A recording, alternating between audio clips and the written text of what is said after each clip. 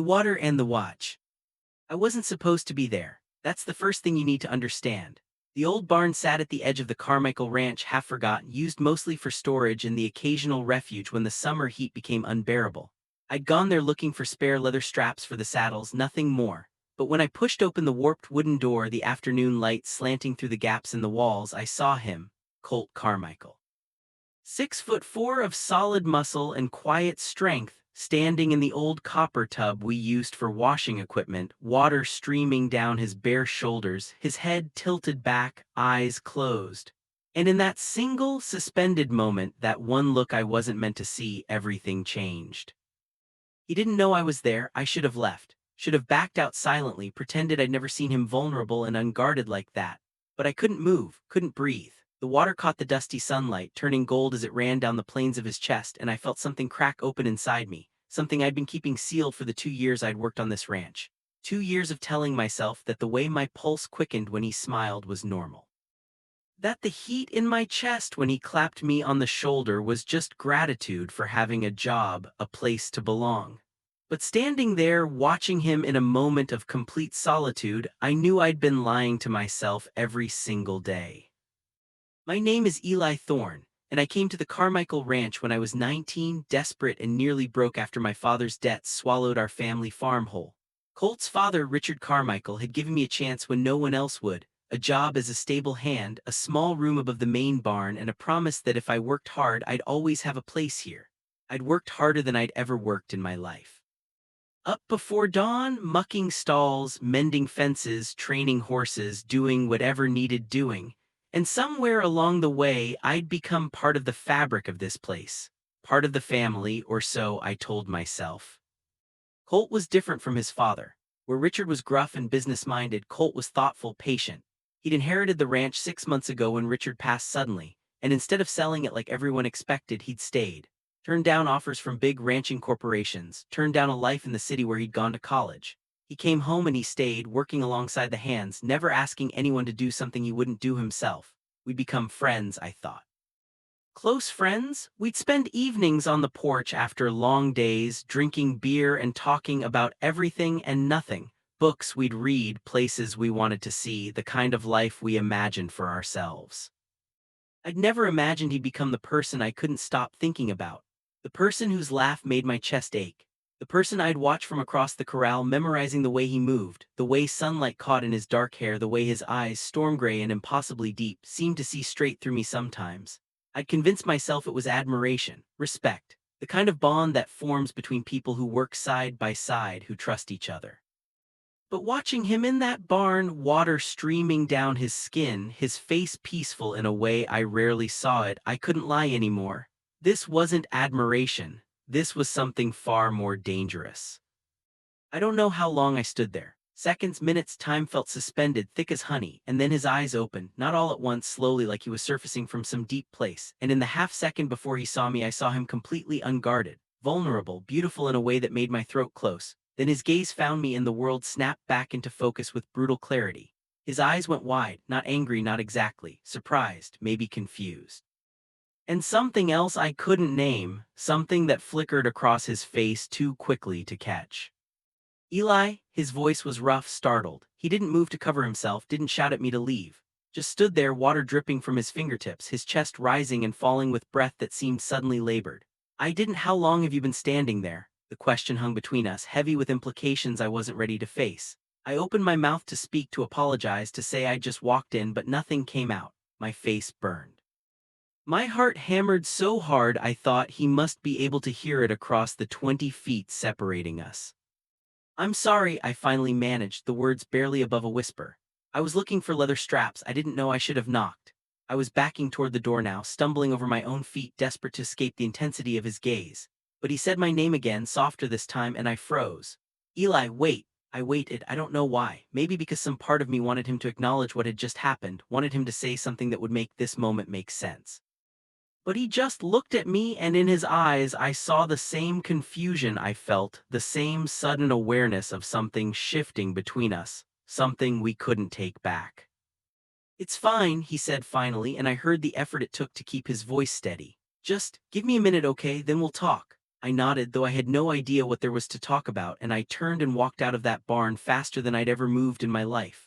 Behind me, I heard the splash of water as he stepped out of the tub, and I didn't let myself look back. Didn't let myself imagine what I'd see if I did. I just walked back toward the stables, back toward the world where I was Eli the stable hand and he was Colt the ranch owner, and nothing had changed. Nothing had cracked open between us in that dusty, sun-filled barn. But everything had changed. I felt it in the way my hands shook as I grabbed a pitchfork and started mucking stalls with manic energy, trying to burn off the adrenaline flooding my system. I felt it in the way I couldn't stop replaying that moment, his eyes opening, finding mine, the way time had seemed to stop. I felt it in the sick, swooping sensation in my stomach, the knowledge that I'd crossed some invisible line, seen something I wasn't meant to see, and now there was no going back to the easy friendship we'd built over 2 years of work and conversation and quiet companionship. I worked until my muscles screamed, until sweat soaked through my shirt, until the sun started its descent toward the horizon and the heat of the day began to ease. Other hands came and went, Marcus whistling as he hauled feed sacks, old Tom grumbling about a lame horse in the south pasture. But I kept my head down, kept working, avoided conversation. I didn't trust my face not to give me away. Didn't trust myself not to blurt out something I could never take back. So I worked and I tried not to think, and I failed spectacularly at both. "You trying to dig to China, Thorne?" Marcus's voice cut through my thoughts, and I looked up to find him leaning against the stall door, arms crossed, a knowing smirk on his weathered face. Marcus was 50-something, had worked ranches his whole life, had a way of seeing straight through people that was both comforting and terrifying. "You've been at that same stall for 20 minutes. Horse is gonna file a complaint for excessive cleaning." I forced a laugh, leaned the pitchfork against the wall, wiped sweat from my forehead. "Just thorough, I guess." "Thorough?" Marcus repeated the word like he was tasting it, testing it for truth. "That what we're calling it?" He studied me with those sharp blue eyes, and I had the sudden panic thought that he knew. That somehow impossibly he knew what had happened in the old barn, what I'd seen, what I'd felt. But he just shook his head, pushed off from the door. "Whatever's eating at you, kid, don't let it fester. Festering's what kills folks out here, not the work." He walked away before I could respond, leaving me alone with the horses and my own churning thoughts. Colt didn't come to find me that afternoon. Didn't seek me out to have the talk he'd mentioned. Part of me was relieved. I had no idea what I'd say to him, how I'd explain standing there gaping like an idiot, but a larger part of me ached with the waiting, with the uncertainty. What was he thinking? Was he angry, embarrassed? Did he regret saying we'd talk, or was he avoiding me because he'd seen something in my face, some truth I'd been too shocked to hide? The questions circled like vultures, and I had no answers, no way to quiet them. I skipped dinner in the main house, claiming exhaustion when Tom came to fetch me. It wasn't entirely a lie. I was exhausted, wrung out emotionally in a way that physical work had never managed. But more than that, I couldn't face sitting across from Colt at the long wooden table, passing plates and making small talk like nothing had changed. So I retreated to my small room above the stable, a space barely big enough for a bed, a chair, and a shelf of worn books. I lay there as darkness fell, listening to the sounds of the ranch settling for the night, horses whuffling in their stalls below, the distant lowing of cattle, the creak of old wood adjusting to the cooling air. Sleep, when it finally came, was fitful and strange. I dreamed of water and light, of gray eyes watching me, of a voice calling my name that I could never quite reach. I woke before dawn, tangled in sheets, my heart racing for reasons I couldn't fully remember. The dream faded quickly, leaving only impressions, feelings, longing, fear, hope, all twisted together into something I couldn't name. I dressed in the dark, pulled on my work boots, and headed down to start the day's chores. Maybe routine would save me. Maybe if I just kept working, kept my head down, this uncomfortable awareness would fade and things could go back to normal. A Colt was waiting for me in the stable when I came down the ladder.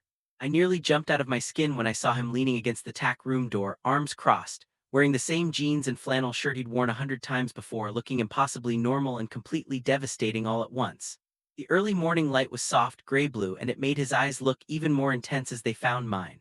"Morning," he said, his voice carefully neutral. "Didn't mean to startle you." "You didn't," I lied, my own voice coming out rougher than I intended. I moved past him toward the feed room, needing distance, needing something to do with my hands. But he followed, and in the confined space of the narrow room, I was acutely aware of him. His height, his warmth, the smell of coffee and leather, and something uniquely him. "About yesterday," he started, and I felt my shoulders tense, my hands gripping the feed scoop too tight. I want to apologize if I made you uncomfortable. That was awkward for both of us. I forced myself to turn and face him, though it took more courage than I knew I had. You didn't make me uncomfortable, I said, and it was true in the strangest way. I'd been uncomfortable with myself, with my own reaction, not with him. I should have knocked, should have made noise or something. I wasn't trying to, I broke off, not sure how to finish that sentence without revealing too much. Wasn't trying to what? Spy on him, intrude, memorize the way water ran down his skin. I felt heat creep up my neck and I turned back to the feed, scooping grain into buckets with mechanical precision. I know you weren't. His voice was closer now, and when I glanced sideways, he was right there, maybe 3 feet away, watching me with an expression I couldn't read. You're not that kind of person, Eli, I know that. There was something in his tone, something gentle and almost sad, that made my chest tight. I don't want things to be weird between us. You're important to me, to this place. I don't want one awkward moment to mess that up. Important to him. The words should have been comforting, but instead they felt like a door closing, like him drawing a careful line between us. Friends, co-workers, nothing more. Things aren't weird, I said, and I almost believed it. We're good, Colt, really. I made myself meet his eyes, made myself smile, and after a moment he smiled back, that easy, warm smile that had first made me feel welcome on this ranch 2 years ago. Good, he said softly, that's good. He clapped me on the shoulder, a brief, friendly touch that sent electricity through me anyway. And then he was gone, back out into the growing light of morning, leaving me alone with the horses and the feed and the uncomfortable knowledge that I'd just lied to the person I trusted most in the world. The days that followed were a masterclass in pretending everything was normal. We worked together, ate together, talked about ranch business and weather and the new colt born in the north pasture. To anyone watching, nothing had changed. But I felt the difference in every interaction. Every moment our eyes met across the corral or our hands brushed reaching for the same tool. There was an awareness now, a tension that hummed beneath the surface of our friendship like an electrical current. I didn't know if he felt it too, or if it was just me, hypersensitive and hyper-aware, seeing meaning in every glance, every word. I tried to lose myself in work, taking on extra shifts, volunteering for the jobs no one else wanted. I fixed fences in the blazing heat, spent hours training the more difficult horses, worked until my body was too exhausted to think.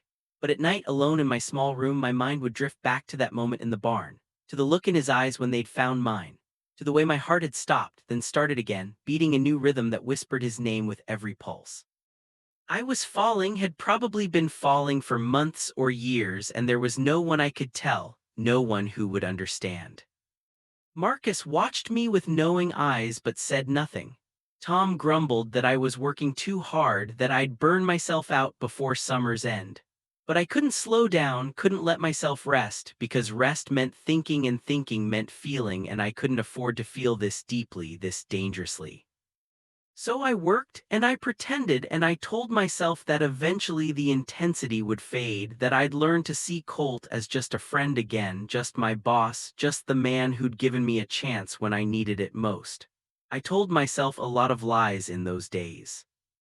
3 weeks after the incident in the barn, Colt announced we'd be taking a group of horses up to the high pasture for a week. It was something we did every summer, moving part of the herd to graze the mountain meadows, camping out to keep watch over them. Usually I loved these trips, the freedom of the open range, the beauty of the high country, the easy camaraderie of life under the stars.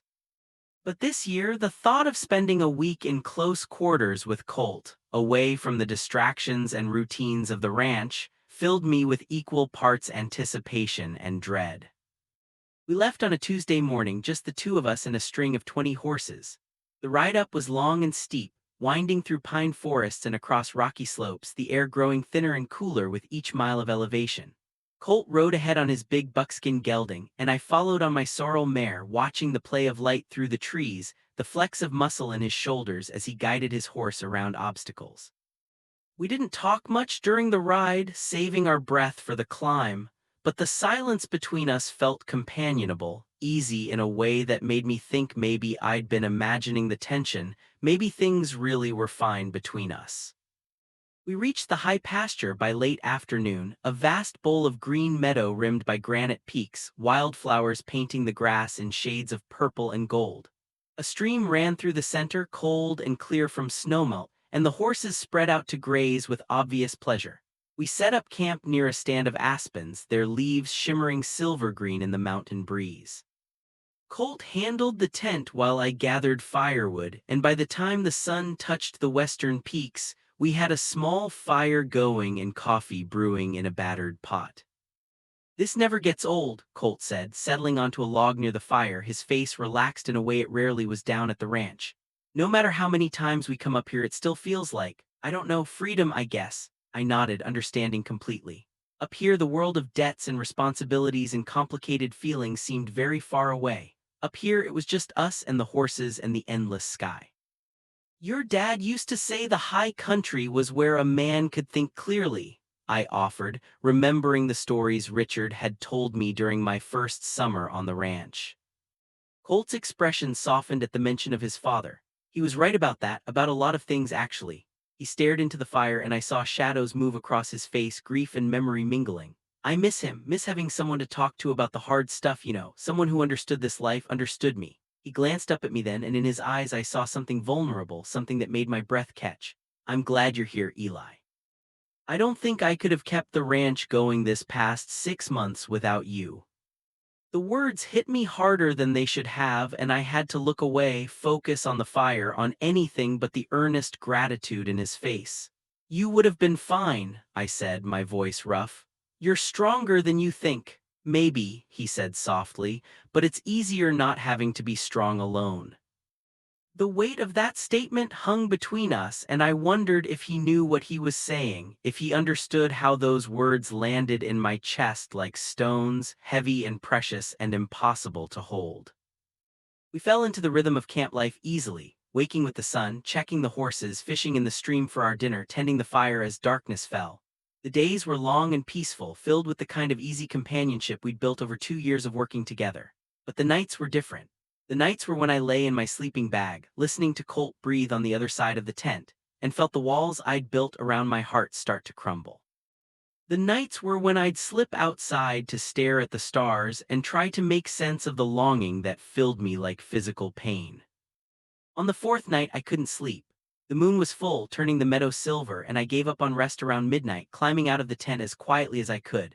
I walked to the stream and sat on a smooth rock, trailing my fingers in the icy water, trying to let the cold shock me back to sense. But sense seemed in short supply lately, especially here, away from the familiar structures of the ranch, away from the roles and routines that kept me grounded. Here it was just Colt and me, and the truth I'd been running from. "Can't sleep either?" His voice came from behind me, and I turned to find him standing at the edge of the aspen grove, still in his thermal shirt and jeans, his hair tousled from the pillow. I shook my head, not trusting my voice. He came and sat beside me on the rock, close enough that I could feel the warmth of him, smell the scent of campfire smoke clinging to his clothes. We sat in silence for a while, listening to the rush of water over stones, the distant call of an owl, the whisper of wind through the trees. "I've been thinking a lot lately," he said finally, his voice low and thoughtful. "About the ranch, about my life, about what I want it to look like going forward." He picked up a pebble, turned it over in his fingers, threw it into the stream. "Everyone expected me to sell when Dad died, move to Denver or California, make something of my degree, live a real life. But this is the only real life I've ever wanted. This place, these mountains, this work." He paused, and I felt him turn toward me, felt his gaze on my profile. "Does that make sense, or am I just being stubborn?" "It makes perfect sense," I said, meaning it with every fiber of my being. "This place is part of you. Giving it up would be like cutting off a limb." He made a soft sound that might have been agreement or relief. "Yeah, exactly, but it's lonely sometimes, building a life out here, trying to make the ranch work, trying to honor what my father built. It's a lot to carry alone." His voice dropped even lower, became almost confessional. "Sometimes I wonder if I'll always be alone. If this life leaves room for anything else, for anyone else." My heart was hammering now because this felt like dangerous territory, like we were circling around something neither of us wanted to name. "You won't always be alone," I said, keeping my eyes on the water because I couldn't bear to look at him and see. "What, hope, pity, nothing at all. You'll find someone who understands this life, someone who loves it as much as you do." The words tasted like ash in my mouth because I was talking about some hypothetical person, some future someone, when all I wanted was to say me. It could be me. "I'm right here and I understand, and I'm already halfway in love with you." Maybe, he said, and there was something in his voice I couldn't identify, something wistful and sad and searching. Or maybe that person's been here all along and I've just been too blind to see it. The words hung in the air between us, and I felt the world tilt, felt my carefully constructed defenses start to crack. I turned to look at him then, couldn't help myself, and found him watching me with an intensity that stole my breath. The moonlight turned his eyes to silver, and in them I saw God. I didn't know what I saw: possibility, fear, longing that mirrored my own. Colt, I started, but I didn't know how to finish. Didn't know what I was asking or offering or hopping for. He leaned slightly closer, and I could see the rapid rise and fall of his chest, could see the way his jaw clenched like he was fighting some internal battle. Eli, he said, my name barely a whisper, and then a horse whinnied sharply in the distance, and the moment shattered like glass. We both jerked back, turned toward the meadow where the herd was stirring, restless.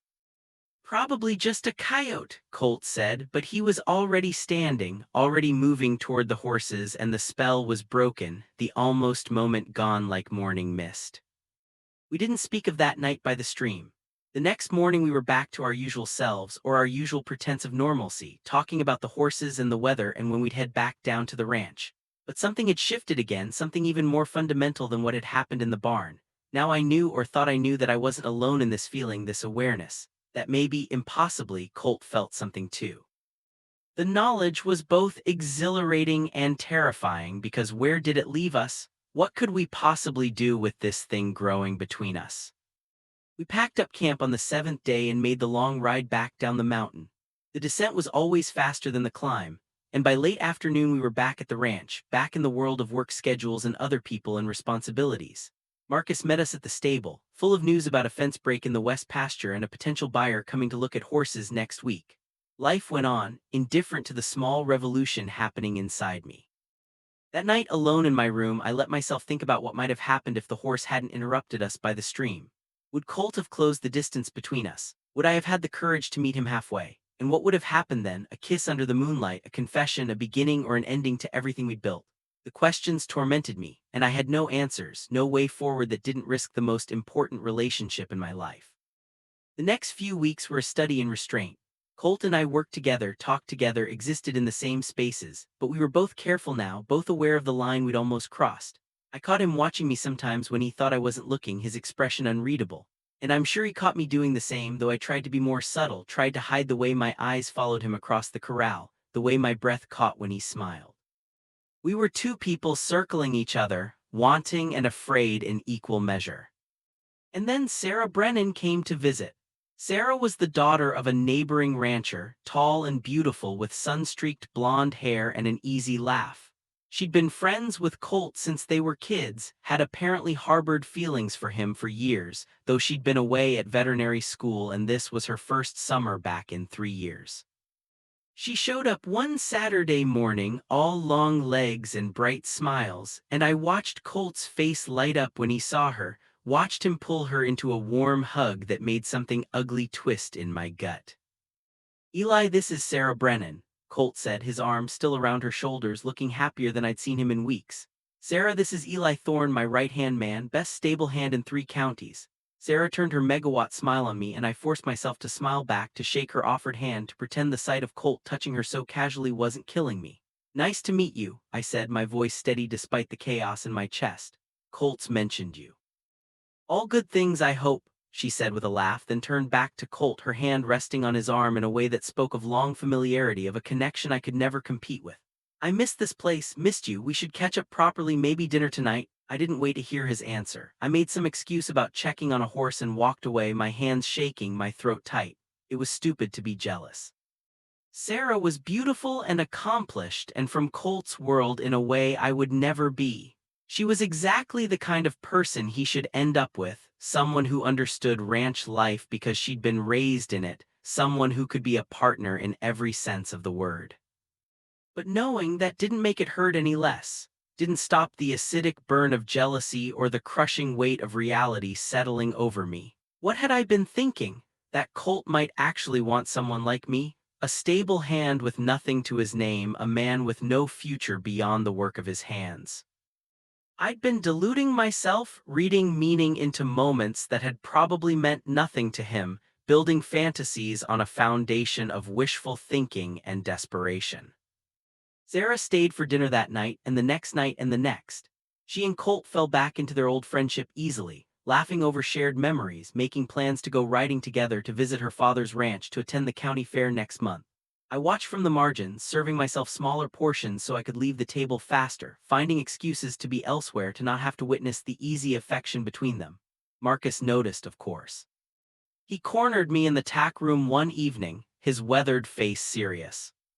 "You want to tell me what's eating you, kid, or are we going to keep pretending you're not miserable?" I opened my mouth to deny it, but the words wouldn't come. I was so tired of lying, of pretending, of carrying this weight alone. "It's nothing," I said finally, but even I didn't believe it. Marcus snorted. "Nothing, right? You've been walking around like someone shot your dog, barely eating, working yourself into the ground. That's nothing." He studied me with those two sharp eyes, and I had the uncomfortable feeling he could see right through me, see every secret I was trying to hide. "It's complicated," I managed. "Complicated how?" Marcus pressed, and there was something gentle in his voice now, something that made my defenses crumble. "Eli, I've worked ranches for 30 years. I've seen a lot of things, known a lot of people. Whatever it is, I guarantee you're not the first person to feel it." I looked at him then, really looked, and saw understanding in his eyes, saw something that looked almost like sympathy. And in that moment, I made a decision. I couldn't tell Cole. Couldn't risk our friendship, couldn't risk my place here, but maybe I could tell someone. Maybe carrying this alone was killing me. "I'm in love with someone I can't have," I said quietly, and the words felt like a confession, like a weight lifting and settling simultaneously. Marcus didn't look surprised, didn't look shocked or disgusted or any of the things I'd feared. He just nodded slowly, like I'd confirmed something he'd already suspected. "Can't have because they don't feel the same, or can't have for other reasons." I thought about Colt's almost confession by the stream, the way he'd looked at me in the moonlight, and I honestly didn't know the answer. Both, neither, I don't know. Marcus was quiet for a long moment, then he sighed, clapped me on the shoulder with his big calloused hand. "Love's a bitch, kid, especially when it's complicated, but you know what's worse? Regret, spending your life wondering what might have happened if you'd been brave enough to try." He paused, his grip tightening slightly. "Whatever this is, whoever it is, you deserve to be happy. Don't forget that, and don't let fear make your decisions for you." He walked away then, leaving me alone with my thoughts and the dangerous suggestion that maybe, just maybe, I should stop running and start fighting for what I wanted. But how could I fight when Sarah was everything I wasn't? She fit into Colt's world seamlessly, knew the same people, shared the same history. When they talked, they spoke in shorthand, references to events and people I had no context for. And more than that, she was acceptable in a way I would never be. If Colt chose her, no one would question it, no one would judge. They'd be the golden couple, ranchers joining forces, building something together, if Colt chose me. I couldn't even let myself imagine it because the dream was too fragile, too impossible. I started avoiding the main house, taking my meals alone or with Marcus in the bunkhouse. I volunteered for the jobs that would keep me away from the ranch center, riding fence lines, checking on distant water tanks, anything that gave me space from the sight of Colt and Sarah together. And if Colt noticed my absence, he didn't say anything. Maybe he was relieved. Maybe having me around, with whatever tension existed between us, was awkward now that he had Sarah's uncomplicated affection to fall back on. 2 weeks into Sarah's visit, I saw them kissing. It was early evening, and I'd come back from the north pasture to find them standing near the main house, silhouetted against the setting sun. He had his hands on her waist, and she was on her toes, her arms around his neck, and they were kissing like people do in movies, like nothing else in the world existed. I turned away before they could see me, my vision blurring, my chest so tight I could barely breathe. I walked blindly toward the stable, past the stable, out into the dusk-shadowed fields beyond. I don't know how long I walked. Long enough for the sky to turn from gold to purple to deep blue-black. Long enough for stars to emerge sharp and cold and indifferent. Long enough to understand that whatever I'd hoped for, whatever I'd imagined might exist between Colt and me, it was over. He'd made his choice. He'd chosen the safe path, the expected path, the path that made sense for a man trying to build a life and a legacy in this unforgiving country. And I had to figure out how to live with that, how to stay on this ranch and watch him build a life with someone else, how to be his friend and his employee and nothing more. When I finally made my way back to my room above the stable, it was past midnight. I was exhausted, wrung out, empty in a way I'd never experienced. But as I climbed the ladder to my quarters, I found Colt sitting on the top step waiting for me. He stood when he saw me, his face shadowed, unreadable in the dim light from the single bare bulb. "Where the hell have you been?" His voice was rough, edged with something that might have been anger or worry or both. I've been looking for you for hours. I was out, I said, moving past him toward my door. I couldn't do this right now, couldn't stand here and make conversation and pretend my heart wasn't breaking. But he caught my arm, his grip firm, stopping me. Out where, Eli? It's been hours. I was starting to think, he broke off, and when I finally looked at him, I saw genuine concern in his face, saw something that looked almost like fear. You can't just disappear like that. What if something had happened? What if you'd gotten hurt and no one knew where you were? I'm fine, I said, pulling my arm free, hating how good his touch felt even now, even when he'd just been kissing someone else. I just needed space, air, time to think. Time to think about what. He was closer now, studying my face with an intensity that made me want to flee. Eli, what's going on? You've been avoiding me for weeks. Ever since. He stopped, and I saw realization dawn in his eyes, saw him make connections I'd been trying so hard to hide. Ever since Sarah got here. I couldn't meet his gaze, couldn't let him see the truth written all over my face. Sarah's great, I said, and the words felt like broken glass in my throat. You two seem really happy together, I just didn't want to be in the way. In the way of what? His voice had changed, gone softer, more careful, and I hated it, hated the gentleness that felt like pity. Eli, look at me, please. I couldn't. If I looked at him now, I'd shatter completely. I should get some sleep, I said, reaching for my door. Long day tomorrow. I saw you, he said quietly, and the words made me freeze.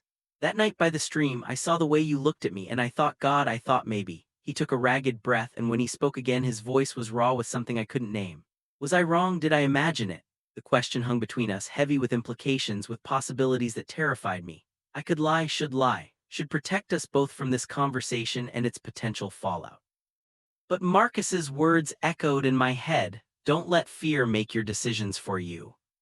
I turned to face him finally, and in the dim light I saw his eyes wide and uncertain, saw the rapid rise and fall of his chest, saw my own fear and longing reflected back at me. No, I said, my voice barely above a whisper. You didn't imagine it. His breath caught audible in the quiet night. Then why did you pull away? Why have you been avoiding me? Because I'm terrified, because you kissed Sarah tonight, because this could destroy everything. But I couldn't say any of that, so I said the simplest truth I had. Because I don't know what you want from me, Colt, and I can't do this halfway. Do what halfway? He stepped closer, close enough that I could see the pulse jumping in his throat, could smell his cologne mixed with leather and hay. Eli, I need you to tell me what you're feeling, what you want. Because I've been driving myself crazy trying to figure this out, trying to understand what's happening between us. And I can't do it alone anymore. His hand came up hesitant until his fingers brushed my jaw, a touch so gentle it made my eyes sting. Please just tell me the truth. The truth was I'd been in love with him for longer than I wanted to admit. The truth was seeing him with Sarah had felt like dying. The truth was standing here now with his hand on my face and his eyes searching mine. I wanted things I had no right to want. I saw you, I said, my voice shaking. Tonight with Sarah you were kissing her. His hand dropped and I saw something like pain flash across his face. It's not what you think. Then what was it? I couldn't keep the edge out of my voice, couldn't hide the hurt anymore. It was Sarah trying to resurrect something that died years ago, he said, and there was a firmness in his voice now, a clarity. She kissed me and I let her because I thought maybe it would be easier to fall back into something familiar and safe than to risk. He stopped, ran a hand through his hair in frustration. Than to risk what I really want. My heart was pounding so hard I felt dizzy. And what do you really want? The question came out as a whisper, terrified and hopeful in equal measure. He looked at me for a long moment and I saw him make a decision, saw the walls come down, saw him step off whatever edge he'd been standing on. You, he said simply, I want you, Eli. I've wanted you for months, maybe longer. I just didn't know how to say it, didn't know if you could feel the same way about me. He laughed, a short, disbelieving sound. And then Sarah showed up and I thought maybe I should take the easy path, the one that makes sense, that won't make people talk or make things complicated. But I can't, because every time I'm with her, I'm thinking about you. I couldn't breathe, couldn't think, could only stare at him as his words rearranged everything I thought I knew about the world. You want me, I repeated stupidly, and he nodded, a small, uncertain smile touching his lips. Is that really so hard to believe? Yes, I said honestly. Because I'm nobody, Colt. I'm a stable hand with nothing to my name. I have no business wanting someone like you, and you have no business wanting someone like me. His face darkened at that and he stepped closer, his hands coming up to frame my face, forcing me to look at him. Don't, he said fiercely. Don't you dare talk about yourself like that. You're not nobody, Eli. You're the person who makes me laugh when I'm exhausted. You're the one I trust with everything that matters to me. You're brilliant with horses, you work harder than anyone I've ever met, and you see this place, see me in a way no one else ever has. You're not nobody, you're everything. The words broke something open inside me, something I'd been holding back for too long. I'm in love with you, I said, and it felt like jumping off a cliff, terrifying and exhilarating and inevitable. I've been in love with you for so long and I didn't know what to do with it, how to hold it without it destroying everything we'd built. And then I saw you in that barn and I couldn't pretend anymore. Couldn't keep lying to myself about what I felt. His eyes were bright and I saw his throat work as he swallowed hard. The barn, he said softly. God, Eli, do you have any idea what that moment did to me? Seeing you standing there looking at me like, he broke off, shook his head. I've been trying to figure out what I saw in your eyes that day, trying to convince myself it was what I hoped it was and not just my own wishful thinking. What did you hope it was? I asked, even though I thought I knew, even though my heart was beating so fast I thought it might burst. Desire, he said quietly, and the word sent heat racing through me. Want, the same thing I've been feeling every time you smile at me, every time we work side by side, every time I catch myself staring at you and have to look away before someone notices. His thumb stroked along my jaw, gentle and possessive. I thought I was losing my mind, thought I was seeing things that weren't there. But that night by the stream, when you told me someone would love this life as much as I do, I almost told you. Almost said that I'd found that person already, that he'd been right beside me for 2 years and I'd been too blind or too scared to do anything about it. I'm scared, I admitted, my hands coming up to grip his wrists, needing to hold on to him to make sure this was real. I'm terrified of what this means, of how it changes things, of who might get hurt if we— I know, he said. I'm scared too, but Eli, I'm more scared of losing you, of watching you walk away because I was too much of a coward to tell you the truth. He leaned his forehead against mine and I felt his breath warm against my lips. Tell me you want this too. Tell me I'm not alone in this. You're not alone, I whispered. You've never been alone. And then I closed the distance between us and kissed him. It was soft at first, tentative, both of us testing the reality of this moment. But then his arms came around me, pulling me closer, and the kiss deepened, became something urgent and overwhelming. It felt like coming home, like finding something I'd been searching for my entire life without knowing what I was looking for. His lips were warm and sure, and he kissed me like I was precious, like I was something worth fighting for. When we finally broke apart, both breathing hard, he rested his forehead against mine again, his arms still tight around me. Stay with me tonight, he said softly. Not, I don't mean I just want to hold you, want to wake up and know this was real and not another dream. My throat was tight with emotion, with the sudden overwhelming reality that this was happening, that he wanted me, that maybe we actually had a chance at something real and lasting. Okay, I said. Okay. We went to his room in the main house, moving quietly through the dark hallways like conspirators. His room was larger than mine, filled with worn furniture and stacks of books and the comfortable clutter of a life fully lived. He closed the door behind us, and for a moment we just stood there looking at each other in the soft glow of his bedside lamp, both of us uncertain how to proceed. I've never done this before, I admitted. Been with anyone not like this. Something softened in his face, something tender and protective. We'll figure it out together, he said, taking my hand, leading me to the bed. We lay down together, still fully clothed, and he pulled me into his arms, tucked my head under his chin. I could hear his heart beating steady and strong, and I felt something settle inside me, something that had been restless and searching for as long as I could remember. This is enough, he murmured into my hair. This is more than enough. Just being close to you, knowing you're here, knowing you feel the same way I do. We have time for everything else.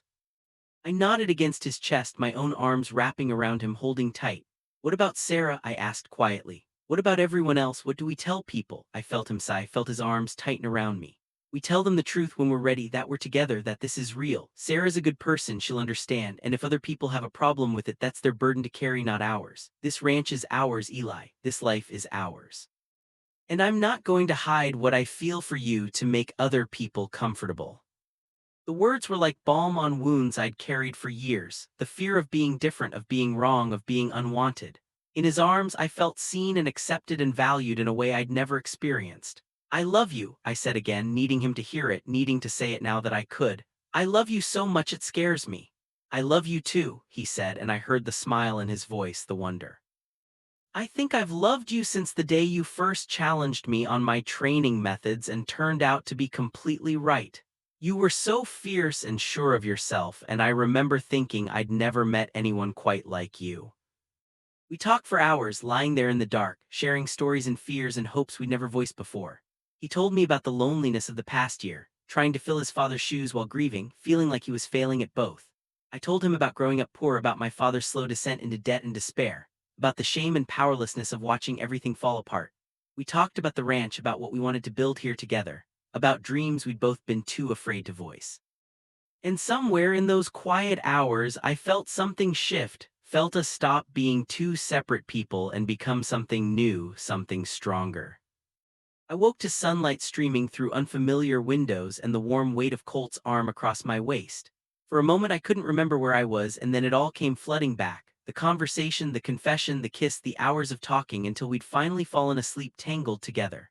I turned carefully in his arms and found him already awake, watching me with an expression so tender it made my chest ache. "Hi," he said softly. "Hi," I replied, and we both smiled, shy and pleased and still a little disbelieving. "I should get up," I said reluctantly. "Morning chores can wait a few more minutes," he interrupted, pulling me closer. "Marcus can handle things, he's probably already figured out where you are anyway." The thought made me blush, but Colt just laughed, pressed a kiss to my forehead. "Everyone's going to know eventually, might as well get used to it." We stayed there a little longer, holding each other in the morning light before finally reluctantly getting up to face the day. We found Marcus in the stable, and the knowing look he gave us when we walked in together confirmed Colt's suspicion. "About damn time," was all he said, but there was warmth in his gruff voice, and when he clapped Colt on the shoulder as he passed, I saw genuine happiness in his weathered face. We worked through the morning, and if the other hands noticed that Colt and I kept finding excuses to be near each other, kept exchanging glances and small smiles, no one said anything. It felt surreal being able to look at him openly, to let my feelings show without fear. Sarah came to find Colt around noon, and I saw her face change when she saw us together, saw the pieces click into place. To her credit, she handled it with grace. She pulled Colt aside for a private conversation, and when they came back 20 minutes later, she looked sad but not angry. She found me in the tack room later, and I braced myself for recriminations, but she just gave me a small, genuine smile. "Take care of him," she said. "He deserves someone who sees him for who he really is, not who they want him to be. I think you might be that person." I nodded, not trusting my voice, and she squeezed my shoulder once before leaving. The weeks that followed were a revelation. Learning to be with Colt, to navigate this new dimension of our relationship, was both easy and complicated. Easy because we'd already built a foundation of friendship and trust and mutual respect. Complicated because we were both learning as we went, figuring out how to balance our roles on the ranch with this new intimacy, learning what each other needed and wanted and feared. But every day felt like a gift. Every moment together felt precious in a way that made even the hardest work meaningful. We kept things professional during work hours, but in the evenings we'd retreat to his room or occasionally take long rides out to the high country, just the two of us and the horses and the endless sky. We talked about everything, our pasts, our fears, our dreams for the future. Colt told me about the pressure he'd always felt to be perfect, to live up to his father's legacy, to prove he deserved this ranch and this life. I told him about the shame of poverty, the fear that I'd never be good enough, the way I'd spent years believing I didn't deserve good things or happiness. And slowly, carefully, we began to heal each other's wounds. Colt made me feel valued, made me understand that my worth wasn't tied to what I owned or where I came from. I helped him see that he didn't have to carry everything alone, that asking for help wasn't weakness, that he was enough exactly as he was. We became partners in every sense of the word, working the ranch together, making decisions together, building a life that was ours and no one else's. The first time we made love, it was in his room on a warm summer night, windows open to let in the mountain breeze. We'd been dancing around it for weeks, both of us nervous and uncertain despite our desire. But that night, after hours of kissing and whispered confessions, it felt natural and right to take that final step. He was gentle and patient, attentive to every response, every sound I made. And when it was over and we lay tangled together, sweaty and breathless and completely undone, I felt a completeness I'd never known existed. "I love you," he whispered into the darkness, and I said it back, meaning it with every fiber of my being. We told the ranch hands officially at the end of summer, gathered everyone together over dinner, and made it clear that our relationship was serious, permanent, something we expected everyone to respect. There was some awkwardness, a few uncomfortable silences, but mostly there was acceptance. These were good people, people who cared more about character and work ethic than who shared whose bed. Marcus stood up and raised his beer glass, said something about it being about damn time and how he'd known for months, and everyone laughed and the tension broke. It wasn't perfect. There would always be some people who didn't understand or approve, but it was enough. By autumn, we'd settled into a routine that felt sustainable and right. We'd moved my things into Colt's room, transformed it from his space into ours. We worked side by side every day, running the ranch together, making plans for improvements and expansions. In the evenings, we'd sit on the porch and watch the sunset or read together in comfortable silence, or drive into town for dinner and a movie when we needed a break from the isolation. We built a life that honored both the land we worked and the love we'd found, and every day I woke up grateful for the chance to do it all again. There were challenges, of course, family members who didn't understand or approve, neighbors who whispered or avoided us at the county gatherings, moments of doubt when the weight of being different felt like too much to carry.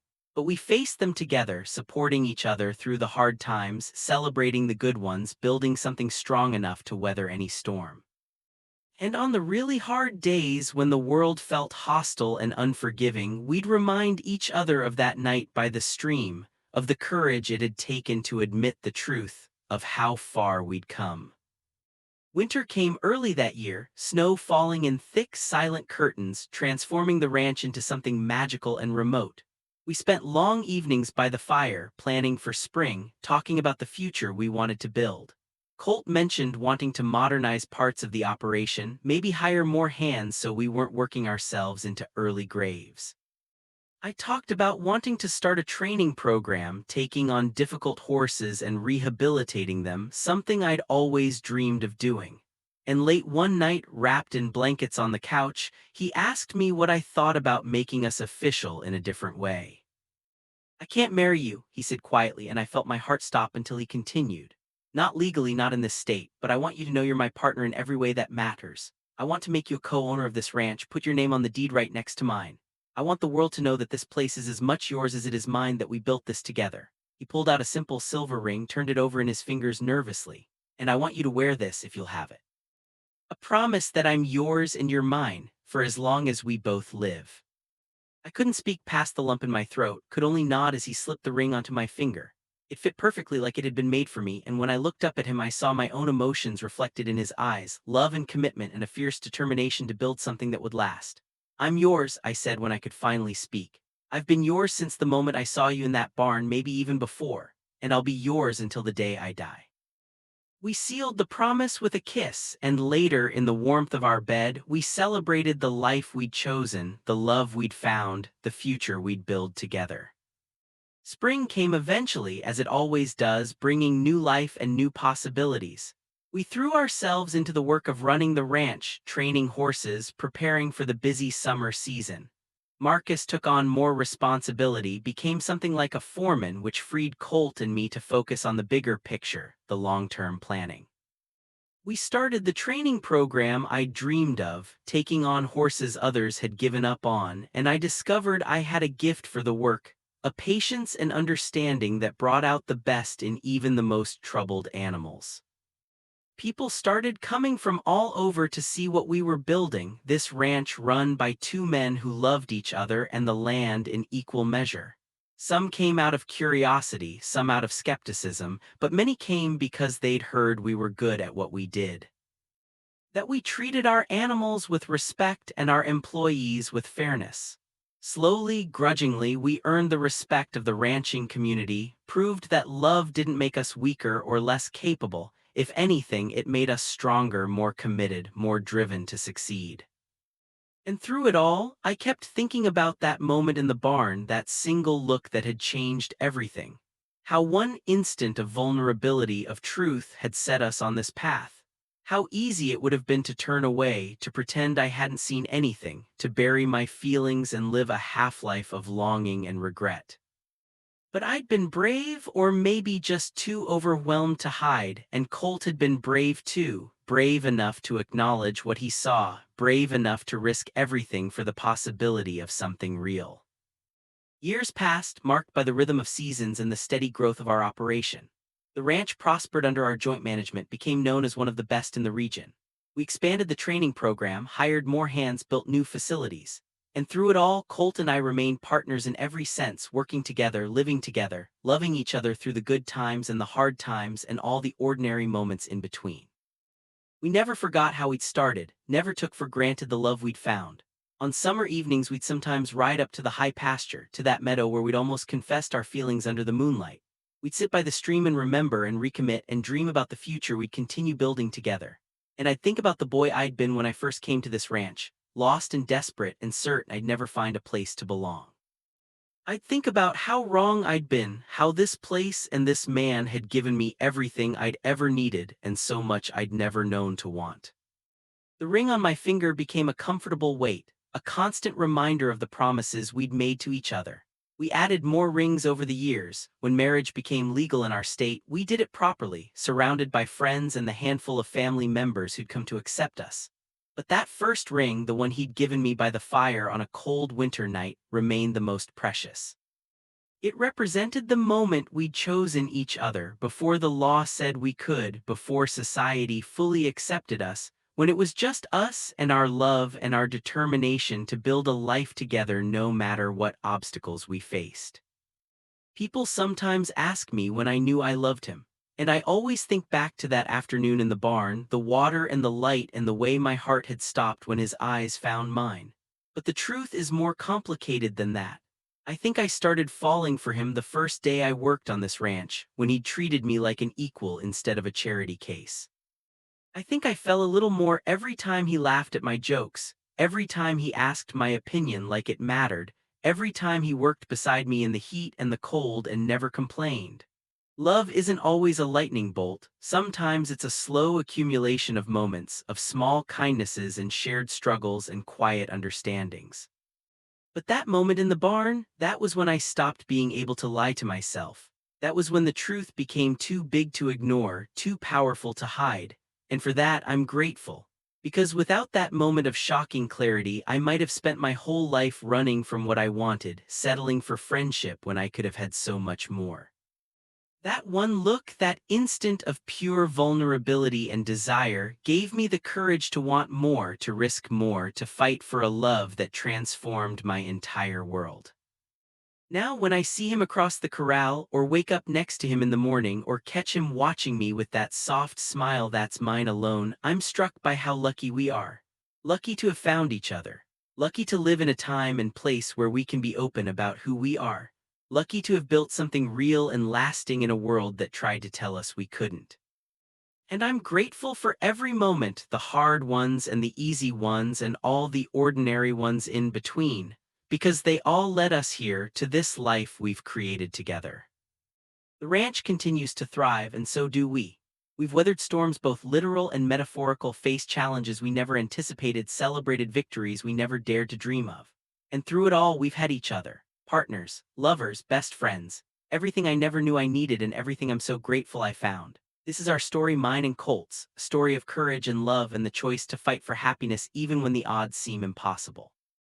And if you're wondering what happened after that moment in the barn, after that one look that changed everything, this life, this love, this ranch, this partnership that grows stronger with every passing year.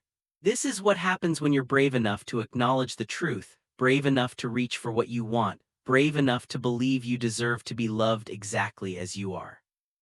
This is what happens when two people decide that their love matters more than other people's opinions, that their happiness is worth fighting for, that the life they want to build together is possible if they're willing to work for it. We still have challenges ahead, we always will. But now I face them knowing I'm not alone, knowing I have a partner who loves me unconditionally, knowing that whatever comes next, we'll handle it together. And that makes all the difference. That makes everything possible. That one look in a sun-filled barn led to this. A lifetime of shared mornings and intertwined fingers and whispered promises in the dark. A lifetime of love. And I wouldn't change a single moment of it. The end.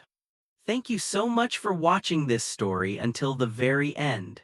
If this journey touched your heart, if you felt the connection between Eli and Colt, please like this video and subscribe to the channel for more heartfelt stories like this one. Leave a comment below and tell me, what was your favorite moment in Eli and Colt's story? The barn scene, the confession by the stream, their first kiss? I want to hear what resonated with you. Your support means everything, and it helps me create more stories that celebrate love in all its forms. Until next time, stay brave, stay true, and remember, sometimes one look really can change everything.